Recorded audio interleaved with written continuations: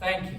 So Gerard approached me during the fall semester and asked if I would have some interest in participating in this conversation. This is very unique because to me, God, mathematics, these have so many dimensions, personally and otherwise. So I need to frame whatever I'm going to say by offering you a little peep into who I am and therefore what I am. So I grew up as a southerner in India. I came to this country at age 22. And I say I grew up as a southerner in India, if you are aware, India is a very populated country, second only to China in total numbers. But interestingly enough, I grew up in what I would call the most ecumenical of neighborhoods.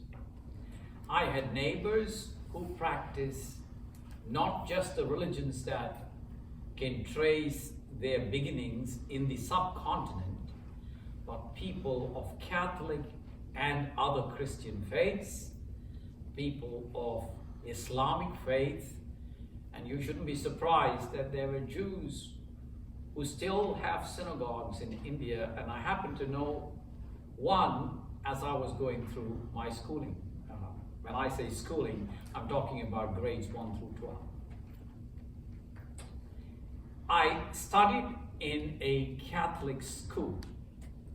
It was a boys-only school. I went to college in my hometown to get my undergraduate degree in mathematics with minors in physics and chemistry before I moved north, where I would eventually meet my life partner and my third love in life. I say third love with intention. My first love truly was physics. My second love was mathematics. As I was engaged with mathematics, I met my third love, who is my wife for the last 35 years. So both of us share a passion in mathematics, as she is also a student of mathematics. With this type of a background, the faith that I practice, you probably know by the name Hinduism. If you have ever looked up the etymology of that word, it refers to the people's faith who lived along the Indus River. The Indus River now flows through primarily what we politically know as the country of Pakistan. Pakistan, Bangladesh, large parts of Afghanistan, and large swath of the Himalayas, now part of Tibet and part of China, are all part of the undivided British India. So many of the names, customs, traditions we find in the length and breadth of these countries have a lot in common. Now, what is therefore the name that is not associated by location, but the name for the faith itself? The translation would be eternal truth. The spelling is Sanatana, S-A-N-A-T-A-N-A,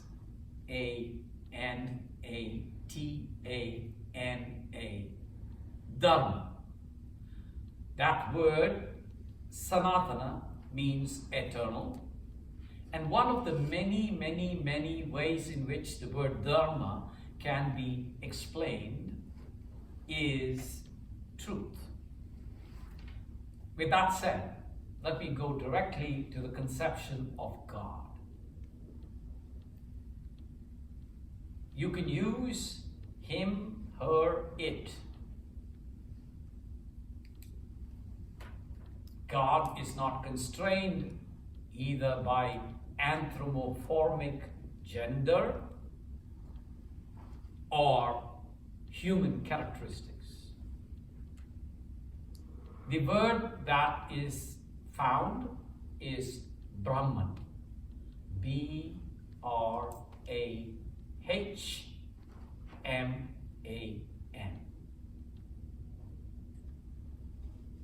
So, you need to understand also, unlike the Abrahamic, Christian, Judo-Christian and Islamic faiths, there is no single human person to whom the religion traces its beginnings to. And that is explained by itself in the name eternal. Over time, there have been and continue to be, and there will be, these visionary people. You call them saints. The word used in Sanskrit, which is the language in which most of what is known today is represented, they are referred to as rishi.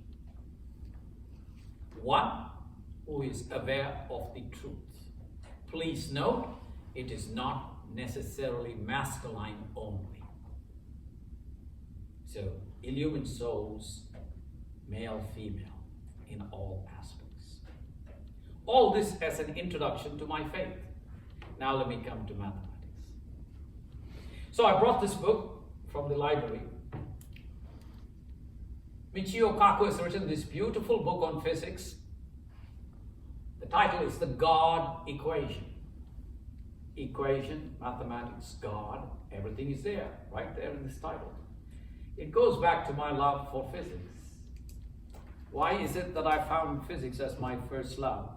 You see, when you grow up in a faith tradition, you are told things,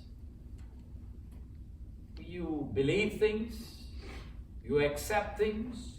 As you grow up, you question things.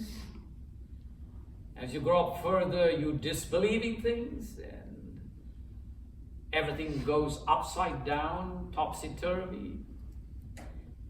I was very lucky in that I found this commonality in my spiritual inquiry as well as in the discipline that I finally became a professor in. We are always dealing with unknown, X. X is an unknown. I was very comfortable with this whole idea of having an unknown variable in my life. Sometimes that unknown variable would be called God. Sometimes that unknown variable I would call as my lifelong inquiry. You see, I come in a faith tradition which says you can experience those eternal truths yourself. Of course, we are limited by the time-space continuum. One day, if we are born, there will be a day when we will leave this body. But my faith tradition tells us that, The problem is you think you're your body, you're not your body. You're like a bubble in a stream. Bubbles appear, bubbles disappear. That's exactly what is happening. Whatever is happening is an eternal cycle. You appear in it with a particular body, with a particular form. When that form is gone, you reappear again in some form. And once you get your awareness to such a level, you will know what your previous forms are. And my personal faith journey has taken me to people who have reached those elevated levels of consciousness that they not only can tell me about my past, but also can tell me about my future. So to me, by personal verification and attestation, God is not abstract. God is a very realizable entity. How do I relate to God in a mathematical equation? So here is my mathematical equation to God. Of course, it has to involve a variable. But instead of having an equation, it is a limit, something that you approach. You know, in mathematics, we have this symbol for infinity. It's just a symbol, right? If you think you have reached there, add 1 to it, you can go further. So in mathematics, we have this idea of reciprocal, 1 over, right? If I take X to be myself, as in me, my ego, my being, as that X becomes smaller and smaller, the reciprocal of X becomes larger and larger. And it is in that process I approach God, by negating my personal self. Very interestingly, as n becomes very large, the value of 1 over n becomes very small. The closer and closer I approach God, I lose my sense of individuality and go into this beautiful symbol, 0. It's not nothing, but it is this beautiful coming together of complete fullness. When it appears, I'm approaching nothing. So I will start my talk with a chant. In Hinduism, the primary scriptures everybody goes back to are referred to collectively as the Vedas.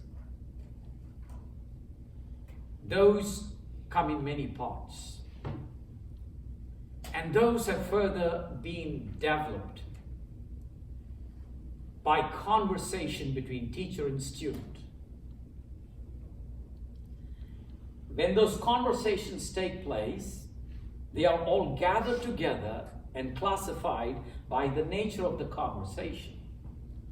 Each of those conversations have been classified, and they're referred to as the Upanishads. There are many of these Upanishads, 108.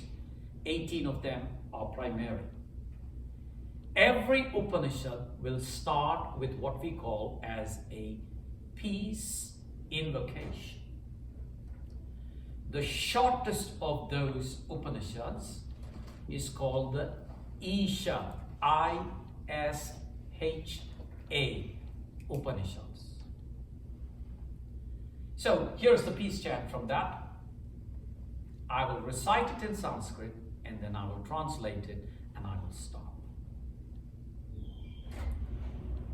Om Purnamadam Purnamidam Purnat Purnamudachyate Purnasya Purnamadaya Purnamevavasishyate. When from the whole you consider this or that, they are all whole. When from the whole you remove the whole, what remains is the whole. Thank you.